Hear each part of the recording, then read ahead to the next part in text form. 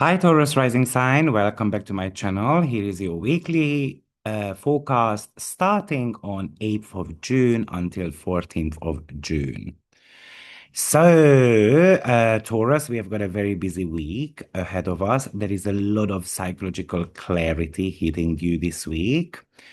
But also, we have got a lot of thoughts and a lot of connections that you actually can make in the upcoming 1 week.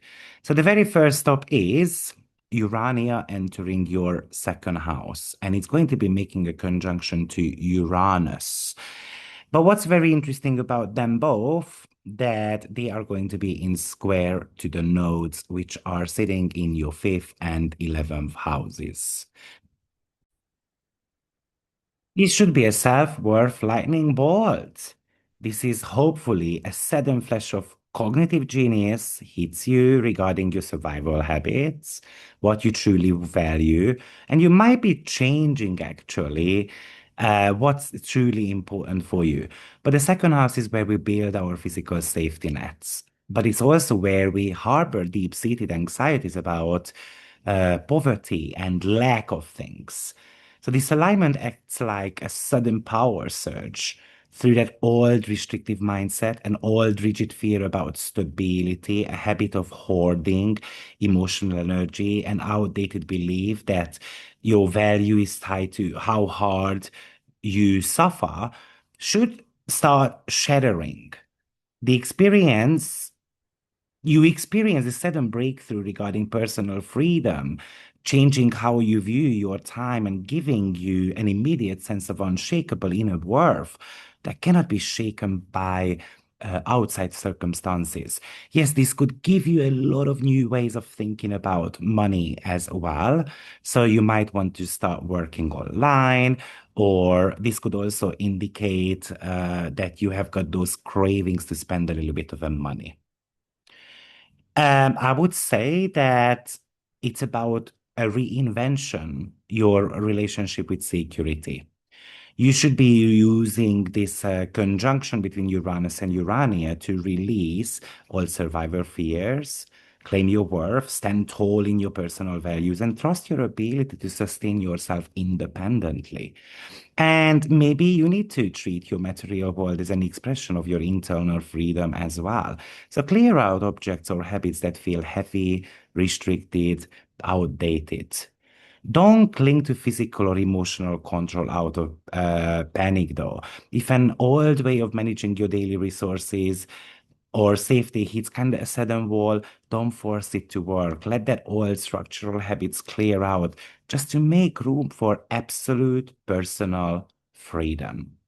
Of course, we are going to be talking about Uranus way more in this video, but the very next stop is Venus and Jupiter conjunction in your third house. And that's a mindset, a connection jackpot there. So that could be bringing you mental peace, optimism, warmth when you are interacting with others. Maybe you have been feeling mentally exhausted, anxious, or trapped in a pessimistic mindset. This transit restores that perspective completely. Conversations can flow with effortless grace. Daily life can feel lighter, more joyful because it hits that fiery Aries dwad. This requires action. It's a day for you to boldly speak your truth, initiate a long overdue conversation, or dive into a brand new study that brings a genuine sense of mental excitement for you. Now, we do have got the Saturn Pallas conjunction happening in your 12th house, and it's being squared by Mercury. Now, the Saturn Pallas conjunction is super crucial because it kicks off that three-part tactical strategy to restructure how you handle worries, mental boundaries, fears over the next 7 months. It's a weaponizing logic to protect your private peace of mind from being overwhelmed by everyday noise and outside chatter. And Mercury is squaring it from the third house. It means that we overthink. what we hear, the gossips, the text message overloads, the emails, and that could cause anxiety. So the universe demands you ignore the background noise and set firm logical boundaries around your mental energies. Even Hopi enters the third house this week as well. So that's a protective instinct towards your daily interaction and mental energy. So I want to be protecting myself from these chit chats, these gossips, these rumors, these energy vampires as well. It's a sacred duty to defend your focus, secure your communication channels from those toxic intrusions, and draw that very hard, unshakable perimeter around your own availability. It somehow reminds you to stop letting petty drama drain your time and mental energy. Venus is in your third house, squaring Chiron in your 12th, and then Venus immediately moves into your fourth house. So that's a final healing crisis regarding old communication wounds or feeling misunderstood by those nearby. This could talk to you about that you have been allowing your inner demons to kind of talk you out of opportunities, for example. And then we're going to have to face them. This is an opportunity to let it go. Now, once that block is clear, the energy breaks wide open into that total emotional confidence. So Venus moves into Leo, and that Venus loves spending time alone, loves spending time with family members. We are stepping into that proud phase where we pour love and beauty into the living space, claiming my private sovereignty, enjoying the deep, warm, and unconditional emotional comfort within my own space. It's kind of like feeling good in my own skin. Remember, you are ruled by Venus. Moon goes out of bound in your second house until the 16th. It's going to be in the second and the third. So, on one hand, this could again accelerate your financial ideas as well as your expenditures. But in the third house, your intuition, your everyday thoughts can go a little bit wild, unconventional. Moods can fluctuate. Maybe your mood is going to be getting like it fluctuates because you get an email, you get a text message, and it could be positive and it could be negative as well, of course. But sudden subconscious insights might surface in unpredictable ways.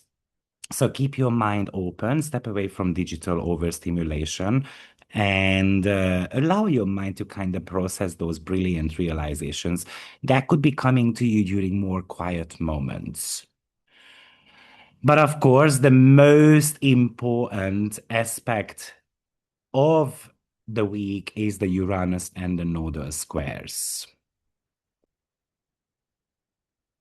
So this is a massive evolutionary crossroads for you between staying isolated in that comfortable, kind of solo habit, romantic endeavor, or stepping out into the true community connection, the shared sense of collective belonging. Now, this entire shift is triggered by that sudden electric revolution deep within that subconscious mind, as well as potentially the fear of losing money. So remember that the South Node is in your fifth house, which would talk to us about the comfortable but deeply draining trap, the habit of creative and emotional isolation, or hiding behind, for example, a romantic endeavor. Also, this could be that family romantic dynamics, because maybe with that Uranus in the second house, you didn't have the confidence to break out of something. By the way, the second house represents breakups as well. So, but what Uranus does for us is that it just wants us to value our time, our effort. And then with that South Node, it's about the routine of keeping your joy entirely to yourself, or hiding behind that protective wall of hobbies and doing things alone and repeating old romantic dynamics because it just feels safer than putting yourself out there.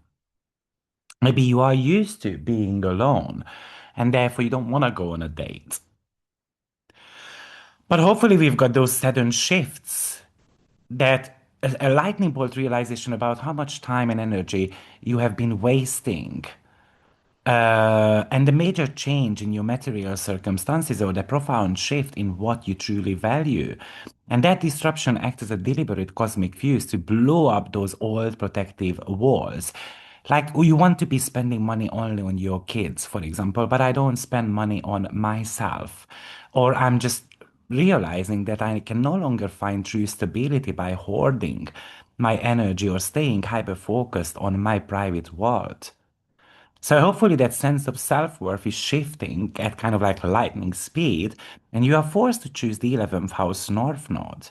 So the universe is demanding that you pull yourself out of that isolation of me and my personal world or my romantic partner or my children.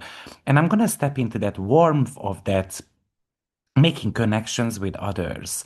So you're being pushed to find your people, your tribe, to be part of like-minded groups and people. And Uranus is showing that the true unshakable security cannot be built alone. It is found when you stop hiding in solo habits and you start opening your hearts up to others. So I think you are going to be experiencing an electric shift in your self-worth, realizing you have been underestimating yourself or you are hiding your talents. And instead of just staying home or quietly working on your hobbies in isolation, you feel that urge to take that unique gift out into the world. So you're gonna share something with others. You're gonna join an active community. You're gonna align with your callings in a way.